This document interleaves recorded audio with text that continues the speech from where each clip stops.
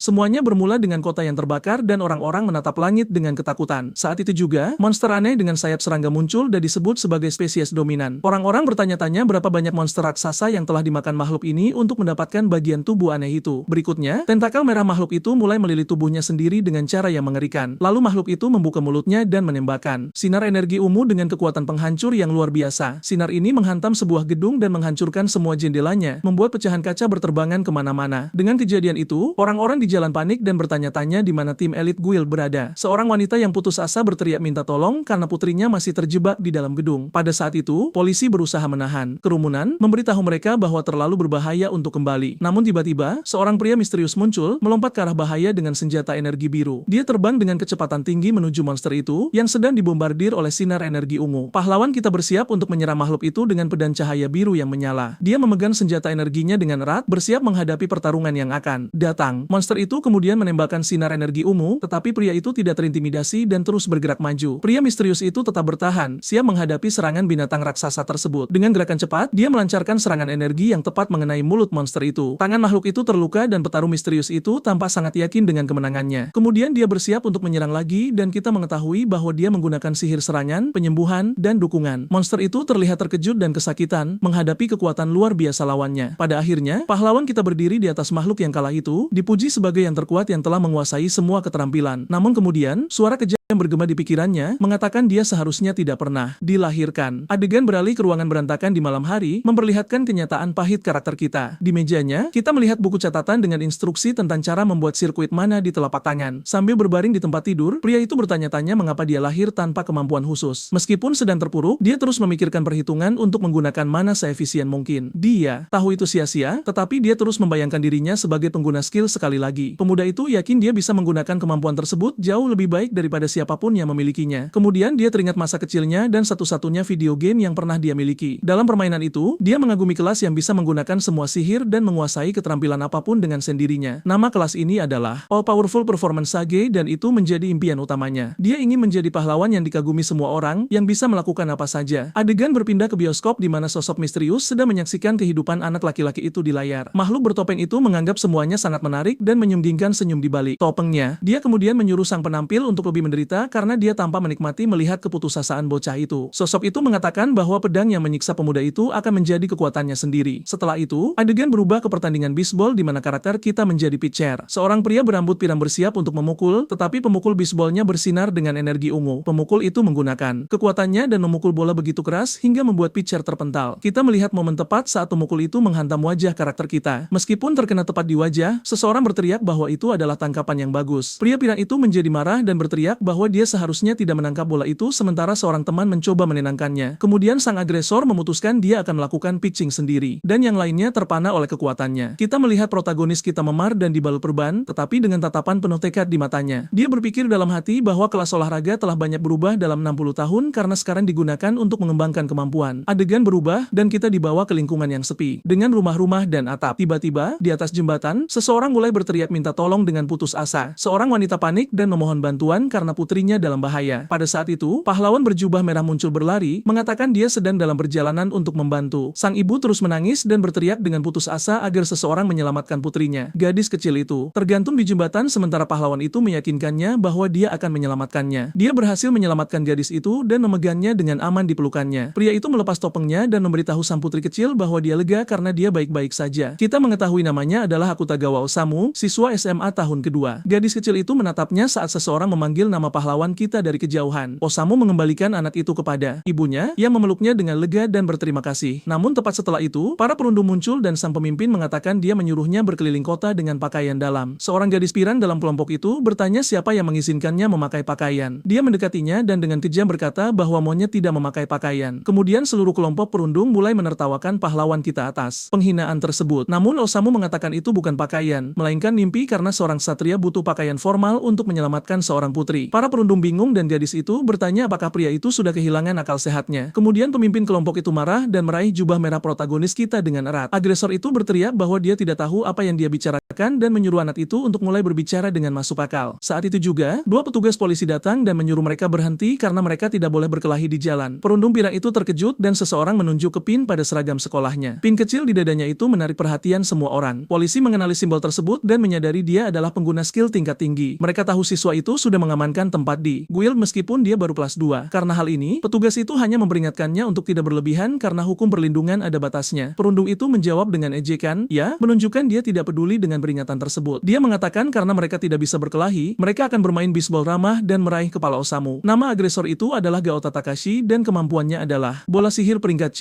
mengatakan bahwa Akutagawa adalah targetnya. Kemudian adegan beralih ke kilas balik yang dimulai sekitar 60 tahun yang lalu. Saat itu, Dongyeon muncul secara bersamaan di 782 lokasi di seluruh dunia. Horda monster yang kebal terhadap senjata konvensional keluar dari sana, menyebabkan bencana yang belum pernah terjadi sebelumnya. Namun entah, karena naluri atau bantuan dari para dewa, cahaya terang muncul sebagai suara harapan. Humanitas beradaptasi dengan krisis ini dan berevolusi, memunculkan para pengguna skill. Sejak Dongyeon muncul, setiap manusia mulai lahir dengan satu kemampuan khusus. Dengan itu, menangani Dongyeon dan monster menjadi prioritas utama bagi semua negara. Hukum dibuat dalam sekejap mata dan keterampilan untuk membersihkan Dongyeon diberi peringkat dari S hingga E. Karena ini, mereka yang berperingkat rendah tidak bisa melawan mereka yang berperingkat tinggi yang dilindungi negara dan tirani menjadi norma. Mereka mempertahankan martabat mereka dengan menindas yang lebih lemah untuk merasa superior terhadap orang lain. Kita melihat adegan seseorang dijatuhkan ke tanah, menjatuhkan cangkir mereka sebagai contoh penindasan ini. Dengan demikian, masyarakat berbasis kelas berkembang sekali lagi di negara itu dan ketidaksetaraan menjadi hal biasa. Dan saat Osamu berada di tanah, keluarga yang dia bantu lewat dan memberitahu anak mereka untuk mengabaikannya. Kembali ke jembatan, perundung lain melancarkan serangan energi hijau ke arah protagonis kita. Namanya Igarashi dan kemampuannya adalah badai peringkat D yang dia gunakan dengan senyum jahat. Serangan itu mengenai Osamu secara langsung, yang jatuh ke tanah, terluka parah oleh kekuatan pukulan tersebut. Dia mencoba melawan, tetapi sia-sia dan dia akhirnya terlempar dengan keras ke pagar jembatan. Jatuh dan terluka, dia melihat gadis dari kelompok itu melompat tinggi ke udara untuk menyerangnya dari atas. Gadis pirang itu tertawa sadis saat dia menyiapkan tendangan kuat untuk menghabisi pahlawan kita. Tendangan itu mendarat dengan keras dan dia menyadari dia tidak bisa terbang, menggunakan sihir, atau membela diri. Dia kemudian menginjak kepalanya dengan hina, berbicara tentang betapa tidak bergunanya manusia tanpa kemampuan. Namanya Tobita Mari dengan kemampuan lompat peringkat D dan dia membandingkannya dengan ulat yang sedang dihancurkan. Igarashi berjalan mendekat dan mengatakan dia terlalu bersemangat, bertanya apakah dia memiliki selera yang aneh. Osamu terluka parah dengan mata bengkak dan hampir tidak bisa melihat saat dia dipukuli. Gaota kemudian menyiapkan bola sihirnya dan memberitahu yang lain untuk menahan pahlawan kita dengan erat. Perundung itu bertanya-tanya apakah gadis kecil yang diselamatkan Osamu masih ada di sekitar melihat pemandangan itu. Gadis itu bersembunyi dan Gaota tersenyum, mengatakan dia merasa terhormat bisa merasakan lemparan sang Ace lagi. Para perundung menahan Osamu sementara. Gaota mengejeknya, mengatakan dia hanyalah seorang Ace yang mengandalkan kemampuan orang lain. Namun meski terluka, pahlawan kita tersenyum dan membalas bahwa keahlian si agresor adalah melempar bola untuk melukai orang. Marah, Gaota mendaratkan pukulan energi ungu tepat di perut pria itu yang berteriak kesakitan. Perundung itu menyebutnya tidak kompeten dan parasit bagi masyarakat, menunjukkan semua penghinaannya. Dia terus berteriak bahwa Osamu tidak memiliki nilai selain sebagai samsat tinjunya. Meski sakit, pahlawan kita berpikir dia harus menahannya dan berpura-pura baik-baik saja demi gadis kecil itu. Dia mengatupkan giginya erat-erat saat darah mengalir dari mulutnya, menunjukkan tekadnya. Dalam pikirannya, dia berkata bahwa pahlawan sejati tidak membuat orang cemas dan berdiri teguh. Gauda menjadi lebih marah dan menyiapkan serangan lain, menyebut Osamu sampah yang tidak kompeten. Hal ini membuat protagonis teringat ayahnya, yang biasa memanggilnya dengan sebutan yang sama dengan rasa jijik. Kita melihat di matanya rasa sakit dari kenangan masa kecil yang penuh dengan pelecehan dan penderitaan. Adegan menunjukkan Osamu kecil yang meringkuk dan takut oleh kata-kata kejam ayahnya. Ayahnya yang pemabuk menyalahkannya karena mereka tidak mendapatkan subsidi pemerintah karena dia lahir tanpa kemampuan. Dia bahkan mengatakan bahwa karena Osamulah ibunya meninggalkan mereka, yang membuat bocah itu hancur. Kita melihat wajah ayah yang dipenuhi kemarahan dan frustrasi, melampiaskan semuanya pada anaknya sendiri. Adegan kembali ke pertandingan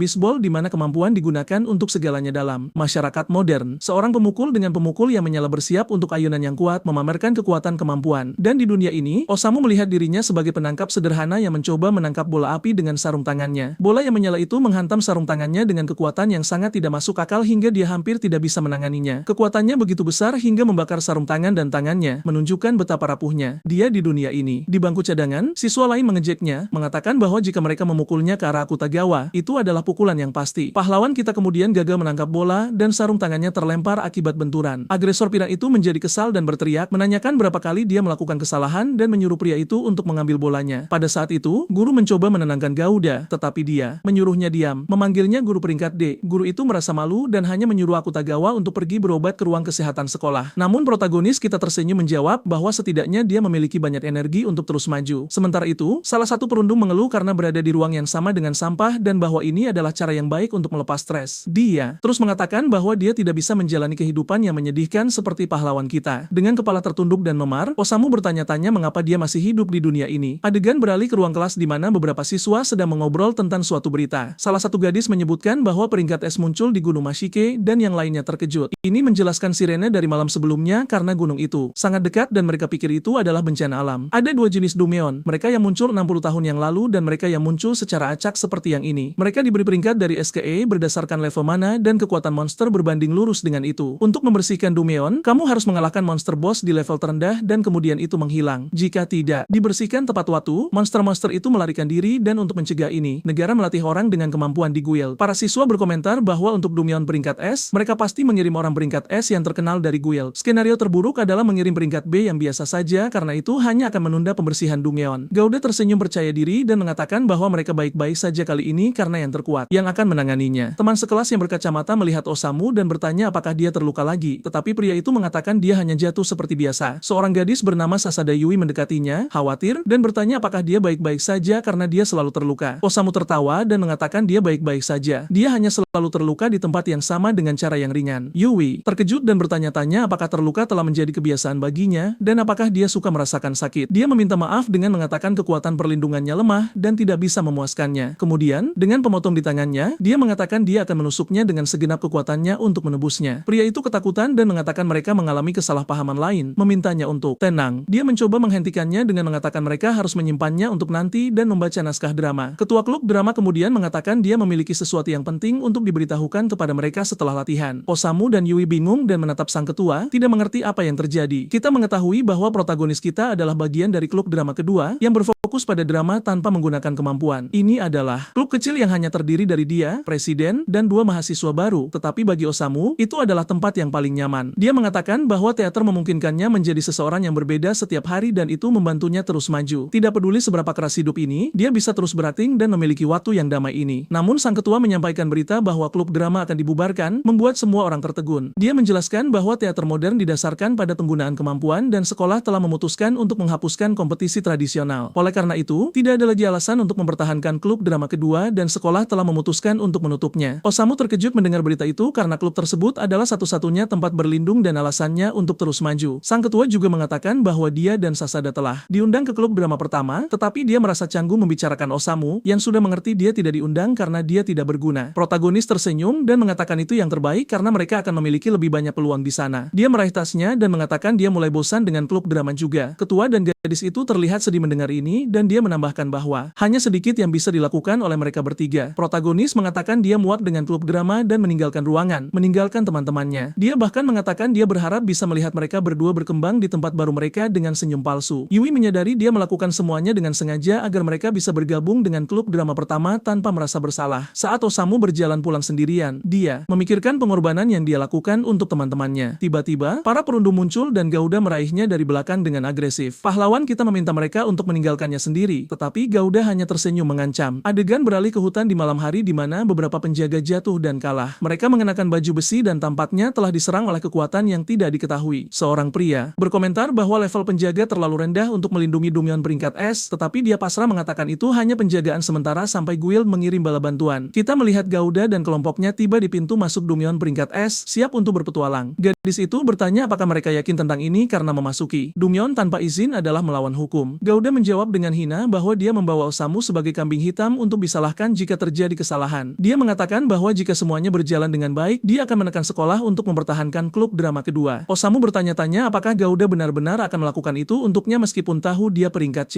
Kelompok itu memasuki Dumeon dan gadis itu mengeluh dia hanya datang karena mengira mereka akan mengganggu Akutagawa. Gouda meyakinkannya dengan mengatakan monster menjadi lebih kuat di setiap lantai dan mereka bisa bersenang-senang. Dia bahkan mengatakan bahwa jika menjadi berbahaya, mereka akan kembali, tetapi matanya berkilat karena keserakahan akan harta karun Dumeon. Dia mengatakan bahwa untuk menjadi bintang, bintang, mereka membutuhkan debut yang spektakuler seperti Mitsumi Ayazamu. Kelompok perundung itu berjalan dengan percaya diri melalui Dumeon, siap menghadapi tantangan apapun. Osamu tampak bingung dengan situasi ini tetapi mengikuti kelompok itu tanpa pertanyaan untuk saat ini. Di lantai pertama, mereka menemukan Slime seperti yang diharapkan dan tidak terkejut dengan monster itu. Slime itu memiliki mata yang besar dan berkilau dan tampak tidak berbahaya pada pandangan pertama. Salah satu perundung menyarankan, Akutagawa melawan mereka dengan tangan kosong, tetapi pahlawan kita menolak tawaran itu. Gadis itu mengejeknya dengan bertanya apakah dia pernah dipukuli oleh Slime dan Gauda bersiap untuk menyerang. Gauda mengatakan tidak ada waktu untuk bermain dan bahwa dia akan menghabisi monster dengan cepat sehingga mereka bisa pindah ke bawah. Tiba-tiba, Slime itu bergabung dan Gauda terkejut dengan transformasi yang tak terduga. Kekuatan fusi itu begitu besar hingga melemparkan semua perundung kembali dengan benturan keras. Salah satu dari mereka terlempar ke udara dan terkejut dengan kekuatan Slime yang tiba-tiba. Osamu ketakutan dengan pemandangan itu dan menyadari situasi jauh lebih berbahaya daripada yang mereka bayangkan. Bayangan raksasa yang menakutkan muncul di depan mereka, membuat kelompok itu ketakutan. Mereka bertanya-tanya makhluk macam apa itu karena mereka belum pernah melihat yang seperti itu sebelumnya. Monster itu gelap dan mengesankan dan mereka belum pernah melihat laporan tentang makhluk seperti itu dimanapun. Gauda setuju dan memberitahu mereka untuk mengalahkan makhluk itu dengan cepat dan pindah ke lantai berikutnya. Dia menyiapkan bola sihirnya dan meluncurkan dirinya ke arah monster untuk menyerangnya dengan semua yang dia miliki. Namun monster itu memblokir serangan dengan pedang energi biru, menunjukkan kekuatannya yang superior. Gauda terkejut melihat serangan paling kuatnya dipertahankan dengan begitu mudah. Osamu tertegun saat monster itu memblokir kemampuan peringkat C seolah-olah itu bukan apa-apa. Makhluk itu mengambil posisi bertarung, pedang energi birunya bersinar dengan intens. Gadis di kelompok itu ketakutan dan hampir tidak bisa mempercayai apa yang dilihatnya. Salah satu perundung bertanya-tanya apakah monster itu mengejek mereka dengan sikap tenangnya. Makhluk gelap itu melayang di udara dengan pedang energi berputar di sekitarnya. Tiba-tiba, makhluk itu meluncurkan serangan energi merah ke arah salah satu siswa. Serangan itu cepat dan tepat mengenai perundung tepat sasaran. Sebelum dia bisa bereaksi, pukulan itu mengirim pria itu terbang dengan kekuatan yang menghancurkan, memamerkan kekuatan monster. Anggota kelompok lainnya terkejut melihat teman mereka kalah begitu mudah. Monster itu kemudian bersiap untuk serangan baru dengan pedang energi biru yang bersinar. Ia meluncurkan ledakan energi yang memaksa perundung lain untuk menghindar dengan putus asa. Gadis di kelompok itu juga diserang dan harus menggunakan kemampuan melompatnya untuk melarikan diri dari bahaya. Dia berhasil menghindari pukulan pada detik terakhir, tetapi makhluk itu tidak berhenti dan terus menyerang. Perundung lain ketakutan dengan kekuatan monster dan berteriak ketakutan karena tidak tahu harus berbuat apa. Makhluk gelap itu menyerangnya dengan aura hijau dan pedang energinya, menunjukkan keserbagunaannya. Mata makhluk itu bersinar dengan cahaya biru yang intens saat ia bersiap untuk serangan terakhir. Siswa itu membeku ketakutan saat dia menghadapi kekuatan monster yang luar biasa. Saat itu juga, Gouda muncul kembali dan berterima kasih kepada mereka karena telah membelikannya waktu untuk menyiapkan serangan. Dia meluncurkan bola sihirnya dengan kekuatan penuh, berteriak agar monster itu jatuh saja. Serangan energi umum mengarah ke makhluk gelap itu dengan kekuatan destruktif yang luar biasa. Serangan Gouda mengenai monster itu secara langsung dengan beberapa ledakan energi ungu. Osamu menyaksikan adegan itu dalam diam saat asap dari ledakan perlahan menghilang. Gouda tersenyum penuh kemenangan dan bertanya kepada monster itu bagaimana dia menyukai serangan paling kuatnya. Tetapi makhluk itu muncul dari asap tanpa cedera dan meluncurkan serangan balik energi hijau dengan pedangnya. Perundung itu mencoba membela diri dengan pedang energi monster yang dia ambil sebelumnya. Dia terkejut menyadari bahwa makhluk itu bukan monster lantai satu biasa. Gouda bertanya-tanya mengapa monster itu tidak menyerang Akutagawa yang hanya berdiri di sana tanpa melakukan apa-apa. Pahlawan kita menyimpulkan bahwa makhluk gelap itu menargetkan energi magis dari kemampuan mereka. Gadis itu panik dan mengatakan bahwa jika dia tidak kompeten, maka monster itu tidak akan menyerangnya. Perundung lain memberitahu Gouda untuk menahan monster itu agar mereka semua bisa menyerang bersama-sama. Osamu bertanya-tanya apakah dia harus menyelamatkan pria yang bernama Okada itu setelah semua hal buruk yang dia lakukan padanya. Pada saat itu, Okada memohon bantuan dan meminta maaf karena telah bertindak terlalu jauh dengan ejekannya. Pahlawan kita berpikir permintaan itu egois tetapi tidak bisa mengabaikan seseorang yang meminta bantuan. Dia memutuskan untuk membantu karena jika dia mengabaikannya, dia tidak akan berbeda dari para perundung yang menyiksanya. Protagonis melompat ke depan Okada dan menyuruhnya mengincar kepala monster dari samping. Gouda terkejut dan menyebut Osamu idiot karena mempertaruhkan dirinya untuk menyelamatkan seseorang seperti Okada. Pahlawan kita terkejut didorong ke samping oleh Okada yang menggunakannya sebagai perisai manusia. Gouda tersenyum jahat dan bertanya apakah dia benar-benar percaya seseorang yang tidak kompeten bisa menjadi pahlawan. Dia mengejek Osamu dengan mengatakan bahwa selain tidak memiliki kemampuan, dia juga tidak punya otak. Monster itu kemudian menyerang Osamu yang membeku ketakutan tanpa kesempatan untuk membela diri. Mata monster itu bersinar dalam kegelapan saat ia berpikir bahwa mereka yang tanpa kemampuan tidak bisa menjadi pahlawan. Pahlawan kita menunduk menerima nasibnya yang kejam dan tanpa harapan. Dia tertusuk pedang monster itu dan berpikir dia bahkan tidak memiliki hak untuk bermimpi menjadi pahlawan. Kita melihat tangan makhluk bertopeng itu bertepuk tangan seolah memuji sebuah drama. Tiba-tiba, Osamu mendapati dirinya berada di panggung yang terang di ruang teater yang gelap dan kosong. Dia melihat sekeliling dengan bingung dan bertanya-tanya di mana dia dan bagaimana dia bisa sampai di sana. Makhluk bertopeng muncul di penonton dan mengatakan penampilan Osamu sangat luar biasa. Dia mengungkapkan dia sedang mencari bakat seperti anak laki-laki itu, seorang aktor komedi kelas 1. Pria misterius misterius itu tersenyum sinis, matanya bersinar dengan cahaya biru yang intens. Dia mengatakan dia telah sangat tertarik dengan Osamu selama beberapa waktu mengamati hidupnya dari jauh. Makhluk bertopeng meminta maaf karena mengujinya dengan pelayannya, monster Dumeon. Pahlawan kita bertanya-tanya apakah pria ini cukup kuat untuk memerintah makhluk yang begitu kuat. Pria itu bertanya apakah dia putus asa ketika dia dikhianati karena niat baiknya terhadap musuhnya. Osamu menjawab bahwa sudah terlambat untuk itu karena jauh di lubuk hatinya dia sudah tahu itu akan terjadi. Makhluk bertopeng senang dengan jawaban itu, mengatakan itu persis seperti yang dia harapkan. Dia mengatakan bocah itu bertingkah seolah masih ada harapan di dunia sambil menyembunyikan keputusasaannya. Protagonis mendengarkan dalam diam dengan tatapan serius dan pasrah di wajahnya. Pria itu mengungkapkan dia memiliki peran untuk seseorang seperti dia karena dia menikmati komedi dari semua jenis. Dia mengatakan dia telah menonton semua komedi keabadian dan secara bertahap merasa lelah dengannya. Baginya, segala sesuatu yang dikandung oleh imajinasi manusia adalah sama dengan variasi kecil dari cerita yang sudah terlihat. Dia tersenyum sinis dan mengatakan bahwa suatu hari dia menyadari sesuatu yang sangat penting tentang hiburan. Kehidupan manusia yang tidak tertulis adalah hiburan terhebat yang pernah dia saksikan. Baginya, pemandangan seseorang yang ditinggalkan oleh nasib berpegang teguh pada harapan dan melihat impian mereka hancur adalah komedi terhebat. Osamu mengerti bahwa dia hanyalah bidak dalam permainan pria bertopeng itu, sekadar hiburan baginya. Namun makhluk misterius itu mengatakan ada kesalahpahaman karena bocah itu belum selesai bertarung. Dia menawarkan Osamu kekuatan untuk mengatasi situasinya dengan imbalan dihibur oleh komedinya. Pria itu menciptakan bola energi ungu di tangannya dengan senyum jahat di wajahnya. Dia mentransfer kekuatan itu kepada protagonis yang dikelilingi oleh aura energi yang bersinar. Bocah itu bertanya-tanya apakah pria bertopeng itu akan memberinya kemampuan karena dia tidak memilikinya. Tetapi, jawabannya ya, dan tidak, karena kebenarannya jauh lebih kompleks daripada yang dia bayangkan. Pria itu mengatakan Osamu cerdas dan pasti sudah mengerti arti serangan pelayannya. Dia mengungkapkan bahwa protagonis sudah memiliki kemampuan, yaitulah sebabnya dia diserang oleh monster. Apa yang dia berikan padanya adalah metode untuk menggunakan kemampuan itu yang tidak aktif di dalam dirinya. Bocah itu memikirkan kehidupan buruknya sebagai orang yang tidak berdaya dan semua orang yang mempermalukannya. Dia setuju bahwa pria itu benar sebagian tentang keputusasaan dunia dan situasinya sendiri. Tetapi jika dia benar-benar dikonsumsi oleh keputusasaan, dia tidak akan mementaskan drama berpegang teguh pada harapan ini. Dia memutuskan dia bisa mengubah tragedi ini jika dia bisa mengubah seluruh panggung dan menerima tantangan tersebut. Osamu mengatakan dia akan bertarung untuk pria bertopeng itu, tetapi dia tidak akan menunjukkan kepadanya cerita yang dia harapkan. Protagonis kemudian melompat dari panggung dan kembali ke realitas Dumeon siap untuk bertarung. Makhluk bertopeng mengamati semuanya dengan senyum di wajahnya yang mendambakan komedi yang akan datang. Dia mengatakan tidak akan ada cerita underdog dan bahwa dia akan menunjukkan tragedi yang dibuat oleh pria bertopeng itu. Makhluk misterius itu tersenyum puas dengan tekad bocah itu yang membuat pertunjukan itu semakin menarik. Pria bertopeng itu tersenyum sinis dengan gigi tajam, mengatakan penampilan Osamu menghiburnya. Adegan beralih ke hutan, di mana para perundung bertanya-tanya mengapa seseorang yang begitu kuat ada di lantai pertama. Mereka percaya Akutagawa tidak selamat dan itu sudah berakhir baginya karena tidak mungkin dia bisa lolos dari situasi itu. Gouda mengeluh bahwa dia ingin memukulinya untuk menghilangkan stres, tetapi dia tidak berguna sampai akhir. Gadis itu berkomentar bahwa pahlawan kita adalah salah satu mainan favoritnya dengan nada menghina. Gouda menyarankan menggunakan klub sebagai umpan lagi untuk mengganggu ketua drama dan gadis mahasiswa baru itu. Gadis itu mengatakan dia bosan dengan orang lemah, tetapi Gouda menggodanya dengan mengatakan dia menyukai mahasiswa baru itu. Tiba-tiba, suara misterius bertanya bagaimana mereka bisa begitu menyedihkan mengikuti perintah Gouda. Para perundung berbalik dan terkejut melihat Akutagawa hidup dan tampak baik-baik saja. Pahlawan kita memiliki luka di dadanya tetapi terlihat bertekad dan siap untuk membalas dendam. Dia mengatakan bahwa jika itu hanya balas dendam pribadi, dia akan membuat mereka menderita secara perlahan dan menyakitkan. Tetapi dengan tatapan gelap dan penuh kebencian, dia memperingatkan bahwa jika mereka menyentuh teman-temannya, dia akan mengakhiri mereka. Perundung dengan kekuatan angin mengejeknya dan menyiapkan serangan dengan kemampuan peringkat D-nya. Dia berteriak bahwa apa yang terjadi sebelumnya tidak cukup untuk membuat bunga mekar di Osamu. Agresor itu melancarkan serangan energi hijau ke arah protagonis kita dengan senyum kejam. Tetapi yang mengejutkan semua orang, bocah itu menghindari pukulan itu dengan mudah dan cepat. Dia bergerak dengan kelincahan yang mengesankan, menunjukkan bahwa dia sekarang memiliki kekuatan untuk bertarung. Perundung itu jatuh ke tanah kalah dan berpikir bahwa mereka hanya meminjam otoritas dari mereka yang di atas untuk menindas mereka yang di bawah. Protagonis mengatakan perundung itu adalah lambang masyarakat berbasis kelas ini, yang dibangun di atas kekuasaan. Dia menghadapi Igarashi dan mengatakan pria itu tidak memiliki apa-apa seperti dia tidak memiliki apa-apa sebelumnya. Dengan gerakan cepat, Osamu muncul di belakang perundung yang terkejut dengan kecepatannya. Gadis itu terkejut dan bertanya-tanya apakah itu kemampuan yang digunakan pahlawan kita. Gouda menyadari kemampuan itu adalah tipe angin seperti milik Igarashi tetapi dengan kekuatan yang jauh lebih unggul. Protagonis mengatakan drama balas dendam akan segera dimulai dan bahwa mereka akan merasakan sakit dari kemampuan mereka sendiri. Dia menggunakan kemampuan angin untuk menyerang Igarashi yang jatuh ke tanah kalah dan dipermalukan. Dengan tatapan dingin dan bertekad, Osamu bersiap menghadapi perundung lainnya. Agresor itu berteriak kesakitan saat dia terkena kekuatannya sendiri yang diperkuat oleh pahlawan kita. Dua perundung lainnya menyaksikan menyaksikan adegan itu dengan terkejut tidak mampu mempercayai apa yang sedang terjadi. Mereka bertanya-tanya apakah Akutagawa benar-benar menggunakan kemampuan, karena dia dikenal tidak memiliki kemampuan apapun. Gadis itu merasa terganggu oleh kesombongan pria itu dan memutuskan untuk menyerangnya dengan kemampuan melompatnya. Dia mengatakan dia tidak hancur dan bahwa menghancurkan seseorang seperti dia dari atas memberinya sukacita yang luar biasa. Perundung itu melompat tinggi ke udara, siap untuk memberikan pukulan kuat kepada pahlawan kita. Tetapi, Osamu menatapnya dan mengatakan itu memalukan karena dia tidak akan pernah menginjaknya lagi. Dia menggunakan versinya sendiri dari kemampuan lompat dan muncul di atasnya di udara. Gadis itu terkejut melihat dia menggunakan kemampuannya dengan penguasaan dan kekuatan seperti itu. Dia hampir tidak percaya kecepatan yang mengesankan itu datang dari kemampuan. Pahlawan kita menghadapinya dengan tatapan serius dan aura energi biru di sekelilingnya. Gauda berteriak bahwa dia menggunakan kemampuan angin dan bahwa orang lahir hanya dengan satu kemampuan. Osamu bertanya apakah mereka benar-benar tidak mengerti apa yang terjadi tepat di depan mereka. Dengan senyum percaya diri, dia mengungkapkan bahwa dia menggunakan kemampuan yang mereka luncurkan padanya tepat kembali kepada mereka. Kemampuan rahasia protagonis disebut belajar dan dia telah memilikinya selama ini tanpa sadar. Pria bertopeng menjelaskan bahwa pemerintah maupun Guild tidak tahu keberadaan kemampuan unik ini. Karena Osamu sendiri tidak tahu dia memilikinya, tidak ada orang lain di dunia yang menyadari keberadaannya. Makhluk misterius itu tersenyum, senang telah menemukan bakat yang begitu langka dan kuat di dunia. Kemampuan belajar memungkinkannya untuk memperoleh semua keterampilan yang diterima tubuhnya seolah-olah itu miliknya sendiri. Pahlawan kita berpikir bahwa bahkan setelah menerima begitu banyak pukulan, dia tidak merasakan apa-apa karena kemampuannya menyerap pukulan tersebut. Namun pria bertopeng menjelaskan bahwa keterampilan itu hanya belajar. Itu tidak memungkinkannya untuk menggunakan kemampuan yang diperoleh. Untuk itu, dia membutuhkan keterampilan lain yang disebut reproduksi, yang memungkinkannya untuk menggunakan apa yang telah dia pelajari. Dengan kemampuan baru, Osamu sekarang dapat menggunakan semua keterampilan yang dia pelajari dari para perundung. Dia menggunakan kemampuan lompat untuk menghindari serangan dan bergerak dengan kelincahan melalui hutan. Gadis itu terkejut dengan kecepatan dan presisi gerakan pahlawan kita. Pria itu melompat di antara pepohonan dengan mudah, menunjukkan kendali sempurna dari kemampuan lompat. Dia mengatakan dia terpaksa menonton serangan mereka berkali-kali sehingga dia sekarang mengerti dengan sempurna bagaimana cara kerjanya. Protagonis menjelaskan bahwa kemampuan Tobita bukan untuk melompat di udara, tetapi untuk menghasilkan kekuatan di kakinya. Jika kekuatan itu ditransfer dengan benar, bahkan di ruang yang sempit, itu bisa diarahkan kemana saja. Gaudo terkejut menyadari bahwa Osamu menggunakan kemampuan Tobita dan Igarashi lebih baik daripada yang bisa mereka lakukan. Gadis itu menjadi marah dan berteriak padanya untuk tidak mengacaukannya, menyebut gaya bertarungnya menyedihkan. Dia membandingkannya dengan lalat yang berdengung, kesal karena dia telah melampaui keterampilannya. Dia mengatakan dia berada di atas dan dia berada di bawah dan bertanya apakah pria terhormat seperti dia bisa menyerang seorang wanita. Tiba-tiba, Slime muncul dan menyelimuti dirinya dengan tubuh berlendir saat dia berteriak agar dia bersujud di kakinya. Gadis itu panik karena dia ditelan oleh Slime dan bertanya-tanya apa itu. Dia menyadari dia tidak bisa melihat, mendengar, menyentuh, merasakan, atau mencium apapun dengan Slime yang memblokir inderanya. Osamu menjelaskan bahwa Slime itu tidak akan membuatnya mati lemas dan bahwa dia hanya menjebaknya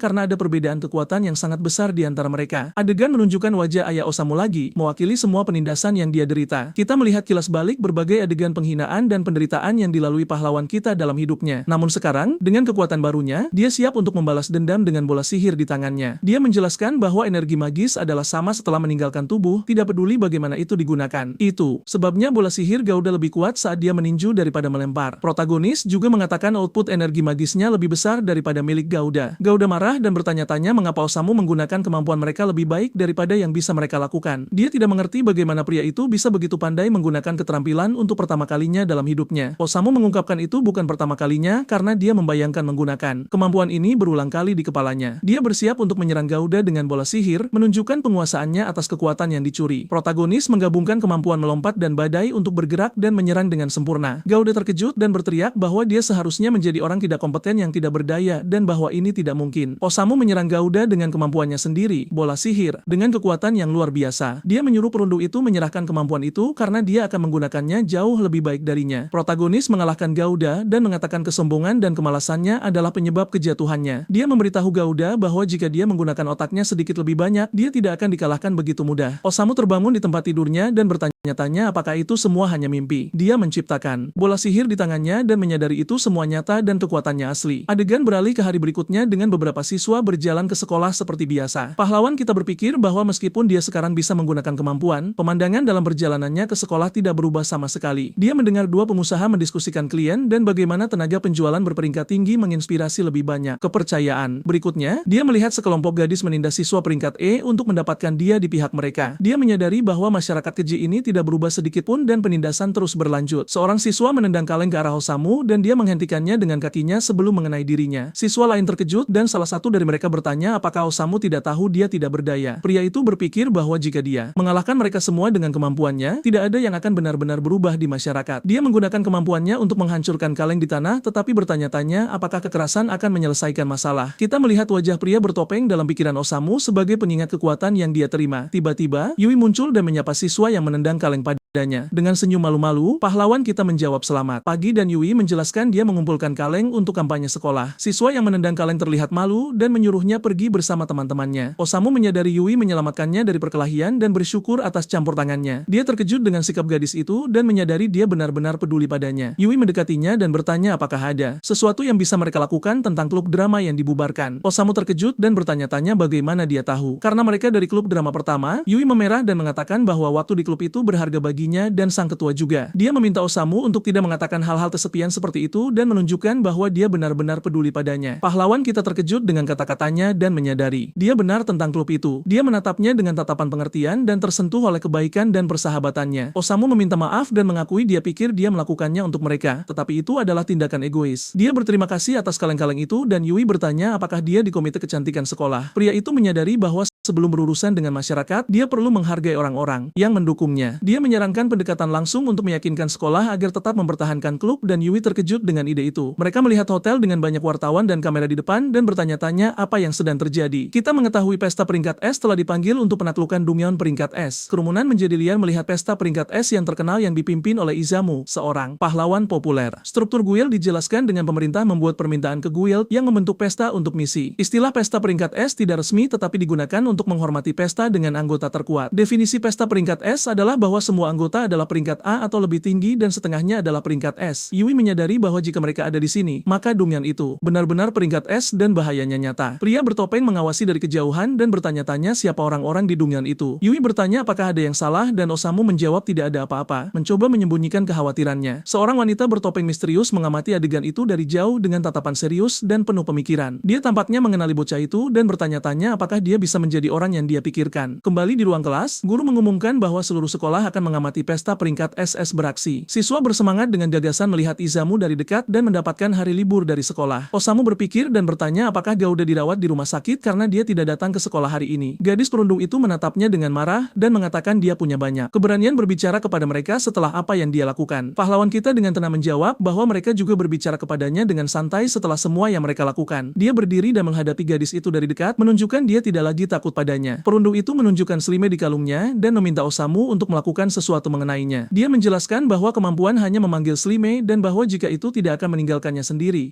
Karena itu telah menyukainya. Protagonis kita mengatakan bahwa tidak perlu khawatir tentang hierarki dan berteman sebagai setara itu baik untuknya. Dia menawarkan untuk menjadi temannya terlepas dari hierarki dan dia terdiam. Dia merasa terganggu dan bertanya apakah dia benar-benar berpikir dia pacar Gauda atau semacamnya. Guru menginterupsi argumen dan memberitahu Tobita untuk kembali ke kursinya karena kelas belum berakhir. Perundung itu duduk dengan marah dan berjanji Osamu akan membayar untuk ini dengan tatapan penuh kebencian. Adegan berubah ke pabrik terbengkalai di mana Goda bertemu dengan sekelompok delinquen. Salah satu dari mereka ingat ketika mereka masih kecil dan Goda menangis karena tidak bisa bermain bisbol. Dia mengatakan dia memukuli anak-anak yang lebih tua yang mengambil lapangan agar Goda bisa bermain. Pria itu mengatakan dia masih menjaga Goda dan itu memalukan memiliki adik laki-laki yang lemah. Kita mengetahui pemimpin delinquen adalah kakak laki-laki Goda dan dia memanggilnya untuk berbicara. Goda meminta maaf kepada kakaknya tetapi mengatakan Akutagawa mengganggu mereka. Dia mengatakan pahlawan kita mematahkan tulang rusuknya dan bahwa dia hampir tidak bisa bergerak dengan baik. Goda memohon kakaknya untuk membalaskannya karena orang lemah yang sombong adalah gangguan baginya. Kakak laki-lakinya, Goda Kenji, setuju mengatakan yang kuat perlu memberikan contoh untuk menjaga ketertiban. Adegan beralih ke pintu masuk Dumyeon di mana pesta peringkat S bersiap untuk misi. Pemimpin, Izamu, menjelaskan strategi dengan 4 di garis depan dan 3 dalam dukungan. Salah satu gadis bertanya berapa banyak item pemulihan yang harus mereka bawa dan Izamu menjawab untuk membawa banyak. Dia menyuruh Tsukasa untuk meningkatkan pertahanan sihir mereka dan pria itu setuju dengan perintah pemimpin. Siswa perempuan kagum dengan keterampilan dan penampilan Izamu dan rekan timnya. Salah satu siswa mendorong yang lain untuk melihat lebih dekat Miko, salah satu anggota pesta. Seorang gadis terdorong dan menjatuhkan barang-barangnya di tanah di depan seorang anggota peringkat S. Dia ketakutan karena tidak menghormati peringkat S dan bersiap untuk yang terburuk. Gadis itu berlutut di tanah ketakutan dan siswa lain berpikir dia sudah tamat tetapi Izamu mendekatinya dengan senyum lembut dan bertanya apakah dia baik-baik saja. Gadis berambut ungu dan yang lain dengan rambut berambut coklat muda menjawab bahwa mereka baik-baik saja. Pria berotot dalam kelompok itu bercanda dengannya mengatakan tubuhnya tangguh dan membantunya berdiri. Siswa perempuan terkesan dengan kebaikan Izamu dan membandingkannya dengan peringkat tinggi sombong lainnya. Izamu berterima kasih kepada semua orang karena datang untuk mengantar mereka dan berjanji untuk melakukan yang terbaik untuk membuat mereka bangga. Dia mengatakan dia berharap apa yang mereka lihat hari ini akan menjadi bahan bakar bagi masa depan mereka. Pahlawan kita terkejut melihat peringkat tinggi sejati peduli pada mereka yang di bawah mereka. Guru mengumumkan bahwa pelepasan selesai dan saatnya untuk kuliah di Plaza Alam. Pesta peringkat S bersiap untuk memasuki Dumyeon dan menghadapi bahaya yang menanti mereka. Osamu berpikir menyaksikan kerumunan siswa bersemangat tentang kunjungan pesta peringkat S. Dia merasa seperti pernah melihat wanita berambut ungu dari pesta peringkat S itu di suatu tempat sebelumnya. Kepala sekolah memulai pidato tentang pentingnya bersiap untuk membersihkan Dumyeon. Pahlawan kita menjauh dari kerumunan dan bersandar pada pohon dengan ekspresi bosan. Tiba-tiba, Yui menemukannya dan mengatakan dia menemukannya bersembunyi di balik pohon. Dia menggodanya dengan mengatakan dia pemberontak karena bolos kelas dan bersembunyi dari pidato. Osamu membalas dengan bertanya apakah dia seharusnya tidak berada di kelas juga, dan dia mengatakan mereka hanya menganggap dia sakit. Yui bertanya apakah dia memperhatikan wanita bertopeng dari pesta peringkat S dengan rasa ingin tahu. Pria itu mencoba membelokkan tetapi dia memperhatikan dia terobsesi dengan wanita misterius itu. Gadis itu menjadi cemburu dan mengatakan dia tahu anak laki-laki seperti wanita dengan dada besar. Dia mengatakan dia melihat sarang lebah dan bahwa jika dia disengat, dadanya akan menjadi 10